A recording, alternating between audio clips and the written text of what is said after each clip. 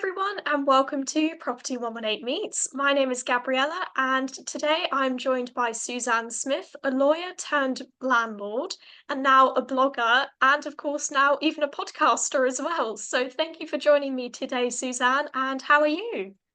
I'm very well. We had the excitement of the launch of the first episode of Good Landlording, a new podcast I'm doing with Richard Jackson from Alphalet. And I've had no internet for the last 3 days. And so luckily we got it back last night, and it was all a bit of a rush this morning, but I'm really happy it managed to hit the airways and it's appeared on the apps. So that's great. Yeah, no, that sounds really, really exciting. And we'll talk a little bit about the podcast. But before we do that, I want to kind of go back in time a little bit and just ask, how you became a landlord. Because as I mentioned in my introduction, you used to be a lawyer. So, have you always been interested in property, or did you kind of become an accidental landlord? How did it all start? Well, property's in my blood, but I just didn't do anything about it until properly about it until I was 51. So I come to doing it myself really, really late. So my father, he was actually born in the East End of London in a council house, two up, two down. He didn't have a bedroom because his sister had the bedroom. He slept in the front room.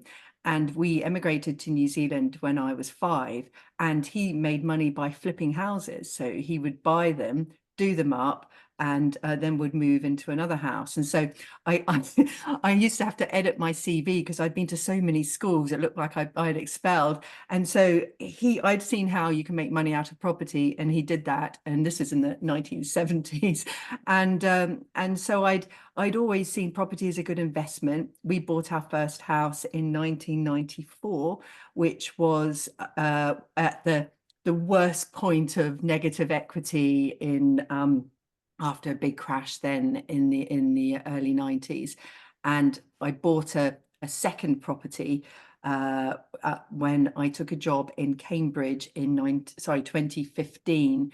And because I live in Kent and was working in Cambridge, I bought a flat and thought I would live there in the week instead of renting somewhere. And I had the idea, well, once I finish the job, I can let it out. And so I'd been thinking for a long time about being a landlord, but my job was so full on, I didn't have enough headspace for it. And I certainly admire people who do have a full-time job and are a landlord. I couldn't do that. I had to wait until I finished.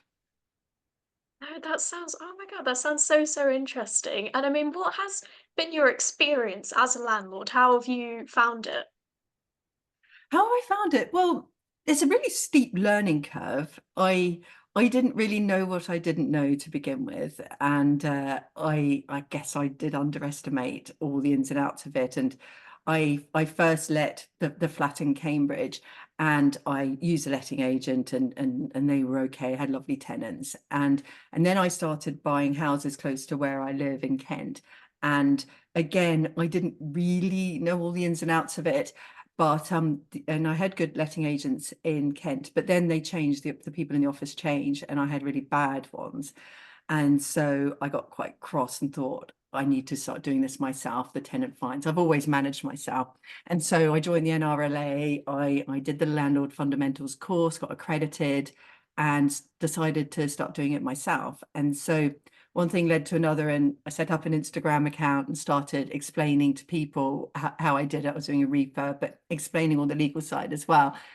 And I had the idea of setting up a blog because it's really hard finding content that is practical for landlords, self-managing landlords in particular, that isn't a sales funnel to a course. And even then, most of the courses and things aren't really the practical things about being a landlord. They're all the sexier things like what different strategy to use and all this sort of thing. And so I set up the independent landlord. It was my husband's idea, because just to underline the fact that I am independent, I'm not part of any big organization. And I want people to be able to trust what I say, that it is well researched, is what I genuinely think. And so I decided to start publishing one blog post a week. They're roughly 2,500 words. And I do one newsletter a week. I've got about 4,000 subscribers now. And it's just grown. It's grown since then. And that led to a podcast, which, as I mentioned, launched this morning. So I kind of fell into it. There was no grand design, and I'm sure there's more to come. And who says you can't learn new things when you're old? Because I'd never done a website before. I've never done podcasting before. I built the website myself, learned how to code and do WordPress and stuff, and it's just been quite a lot of fun. No, no, that sounds so, so great. And to hear about how, like, with the blog launch and obviously the podcast, and for the podcast, how can people listen to it? So if you look on goodlandlording.com, you will find links to all of the apps. It's everywhere. So we've done it. We've done it properly, and it's been a huge amount of work. We've done it in a month. We registered the domain name Good Landlording, and it was Richard's idea. I think it's fantastic. And I was so pleased the .com was available. So we registered it on the 11th of March, and we launched our first episode today. So yeah, we just got cracking on it. Oh, sounds really good, and hopefully more podcast episodes to come. So Yeah, there'll you're be also every Wednesday. yes, every Wednesday. There we go. So, as well, what I wanted to talk to you about as sort of like a female landlord. Sometimes, there's kind of this perception sometimes that the property market can be quite male dominated. I mean, what's your opinion on that? Well, I spent my entire career in a male-dominated environment, being a lawyer. There were very few partners around when I first went into law. I was often the only woman on a management team, and I remember once I took a job, and someone said, "Welcome to the boys' club." When I joined the management team, I was the first person, and so I'm very used to being in a male-dominated environment, and I just take no notice. I just do what I want to do, and yeah, maybe it's the kind of Kiwi in me from having been brought up in New Zealand, even though I don't sound like a New Zealander. So I think though it's not true to say that it's male dominated, because almost half of landlords are women, and it may be that just the men, you see more of the men. They tend to be on the the big events, and tend to be on the media a lot. But there's a lot of women around, and I belong to this thing called Property Sisters, where there's lots of women who are my age, and we're in a WhatsApp group, and we share knowledge with each other, help each other out, support each other on social media. And I've met so many wonderful people through this, so many wonderful women. So there are women there, but I think we just need to put ourselves forward a bit more, and see more women actually represented in podcasts and at events and speakers, because we are there. We just don't seem to get the same opportunities to speak. So anyway, I got my own opportunity to speak with the podcast, and thank you for inviting me on today. No, no, it's my pleasure. No, it's absolutely great. And yeah, definitely more women in property. Yes. So if we can now move on to sort of legislation and sort of start talking about the Renters Reform Bill, because as I was just saying to you before we went live, in your first podcast episode, I don't want to give too many spoilers away, obviously, but you were talking about the green and red flags of choosing a tenant and sort of the thing is with the Renters Reform Bill, there is, I don't know, it's sort of in my opinion, some tenants might not realise that it might cause a bit of trouble for them because, like you were saying in the podcast, is that landlords are going to be more picky when choosing tenants, particularly sort of with CCJs, and particularly if you've got a bad credit history, because some landlords are just going to say, we don't want to rent out to these tenants. And I mean, I know there are a lot of good landlords out there who have helped benefit tenants in the past and really looked after them. But I mean, if you're going to get these landlords that are going to leave the market because they said, "Oh, this is enough." I mean, what's your opinion, kind of, on the renters reform bill in general, but also with what I was just saying as well, that landlords are going to be more picky? Well, I'll take the second thing first. Yes, Yeah, sure. landlords will be picky, and I'm not sure if it's a good analogy, but I'll try it out anyway. So when you're dating, if you're going out with somebody for a date, you don't tend to be that picky, and Whereas if you're looking for a long-term partner, then you tend to be a bit more choosy. And I think it's going to be the same between landlords and tenants, because landlords won't be able to think, oh, I'll give them a try, and if they're no good, I'll just serve them a Section 21. So they will actually have to interview them properly and make sure there's a good fit. And I think that the downside of this, and the downside of this is that if there are applicants who don't have a good credit history or who have various problems, then it is going to be harder for them to rent somewhere from a private landlord. And that's a kind of, I guess, unintended consequence of the Renters Reform Bill, because landlords won't take chances on people. Now, I personally have never had any problems with tenants. I've never had one day's arrears. I've been doing it for five years. I have lovely tenants, and but I choose them really carefully. So it's not going to be any change for me in that regard, because I've always seen it as a long-term relationship. I don't want people coming in and out, and we talk about that on another episode about long-term tenants. That landlords should want long-term tenants, because there's less hassle when they're moving in and out, and they're happy, we're happy. And that's also what the Renters Reform Bill is trying to do, is to give more stability to renters. But it is going to be a big period of change, and people are going to have to adapt. And I'm certainly been thinking a lot about that. And so your other question, I can't remember what that was now. Was it more generally about the Renters Reform Bill? Yeah, just sort of like more generally, yeah, what do you think about it? Well, I think that it's not going to be as bad as people make out. And I know that there's, I'll probably get shot down for saying this. I know that getting rid of Section 21 is very, very unpopular. But there are quite a lot of new grounds for possession under Section 8 that will help landlords. And I do think that the balance between landlords and tenants was too much skewed in favour of landlords. And unfortunately, there are a lot of bad landlords around. Now, there are more good landlords than bad landlords, considerably more. But even if you take the government figures, it's about 10% are bad landlords.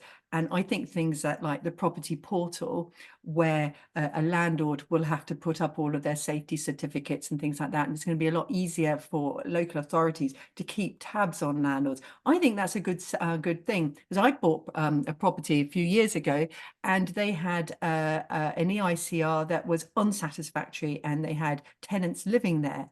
And of course, nothing happened because nobody knew it was an unsatisfactory EICR. But with the property portal, the landlord will have to upload it, and then somebody, presumably if they're doing their job properly, and let's hope they do, will spot that it's unsatisfactory, and that the people that were living in that house, they could have gone up in smoke, because it had lots of things that were wrong with it. And of course, I got them sorted before anyone moved in. One of the main worries for a lot of landlords is the abolition of Section 21. And I mean, obviously, it's going to change the landlord and tenant dynamic a lot. But I think the biggest problem we've got at the moment with that is obviously the massive court backlog, which obviously doesn't look like it's going to get better anytime soon. Yes, and I can understand why people are worried about it. And because at the moment it's very easy, if you have a tenant who's displaying antisocial behavior, or if they're consistently late with the rent, but not so bad that you'd be able to use Section 8, then they can use Section 21. But also Section 21 does make renters feel insecure, that they're worried about reporting disrepair. I was talking to somebody this week, and they've got a missing smoke alarm in the entrance hall of a block of flats that's owned by a landlord, and they rent a flat. And she's worried about telling the landlord in case the landlord wants to get rid of them, thinking they're troublemakers. I said, but you've got to say something. It's the only means of escape in the building, and not having a smoke alarm there is really serious. So I think that the backlog in the courts is bad, but it's not just a backlog for possession hearings. You have it for rape cases, for murder cases. There hasn't been enough investment in the criminal justice system or the rest of the legal system. The courts have been huge cutbacks, and so it's part of a bigger issue. But let's hope that by the time Section 21 is abolished, the backlog will be cleared, and it will be easier to be able to use at least the mandatory grounds. Yeah, well, let's hope that sort of the court backlog, something does happen with that, hopefully. And now moving on, if I can move on to EPCs now. So obviously, last year we had the Prime Minister, he announced that he was scrapping EPC targets for houses in the private rented sector. Now, I mean, for a lot of landlords, it was sort of a sigh of relief for them, as I mean, if you had a property with sort of an F rating, then you had to get it to a C. I mean, that was kind of virtually impossible. And then on top of that as well, it was gonna cost a lot of money for them. So I mean, yeah, I'd be interested to hear what your reaction to that was. Yes, I mean, I think it was the right decision, and it's important to recognize that the EP system as it is not fit for purpose. I've seen myself when I've been viewing properties, there's a huge amount of variation in basically the same property in terms of the ratings. And I can also, I've also seen how sometimes EPC assessors are, some are better than others, some don't go and look in the loft. I bought a property 5 years ago and it had an EPC E. And I looked back in history and saw that it had an EPC D beforehand, and it had been managed by a letting agent. And the letting agent didn't say, "Oh, why has it gone from a D to an E?" And when I looked at the detail, the assessor hadn't looked in the loft and had missed all the insulation. So I bought it knowing it was an EPC D, but not quite as bad as the EPC E that was on the Mm. sales particulars. And I've been upgrading that property, and it's cost me an absolute fortune. The way more than 10,000. I put in more insulation. There's a new boiler, and I put in new windows. Windows cost an absolute fortune for those big bay windows. But it's okay for me in the south because we have good rents in the south. What's really difficult is for houses in other parts of the country where they will never be able to make that money back. And so it's the right thing to improve the energy efficiency of our houses. And once this one, I get this one done, all of mine will be EPCC, and they're all Victorian houses. So it can be done. But I think that if the rules are brought back again, that it has to be an EPCC, then there needs to be some help towards landlords, because if it's not economically effective, then landlords will sell up. And there is evidence that landlords were selling up because of the worries about the EPCC coming in, and the dithering on the part of the government. It just went on and on and on. I wrote to my MP about it. It didn't help. And I think we just need more certainty so we can make proper investment decisions and decisions whether to sell properties. So that's really interesting to hear your thoughts there about the EPC stuff. And then now finally, if I can ask one last big question, what do you think of the future of the private rented sector? Oh, that is a big question. I guess for my life, I try and control what I can control. And so when it comes to me personally, I just focus on trying to be a good landlord, looking after my tenants, looking after my properties, trying to do the right thing. And also through the content that I produce to help other people to do the same. So that's me. But if I'm forced to think about the bigger picture, there's a shortage of housing in the UK. There's so much demand, even if it's kind of supply and demand it has started to rebalance again now. And so there is definitely a market for the private rented sector. But landlords are going to have to be very professional going forward. And there's no room for people not doing it properly, because there are so many more rules and regulations that will be introduced by the Renters Reform Bill, so many more offences as well. And the Renters Reform Bill may well shake out some landlords who don't want to do that. I don't think that's necessarily a bad thing. And having a professional approach doesn't mean that you've got a huge portfolio. It's a mindset. It's the way you approach it and trying to get organized and to do the right thing. And I think that that's actually the right thing for renters and for society as a whole. No, it's a really, really good note to end on. So thank you for taking the time, Suzanne, to join me today. It's been really interesting to hear all your thoughts. Thank you so much again.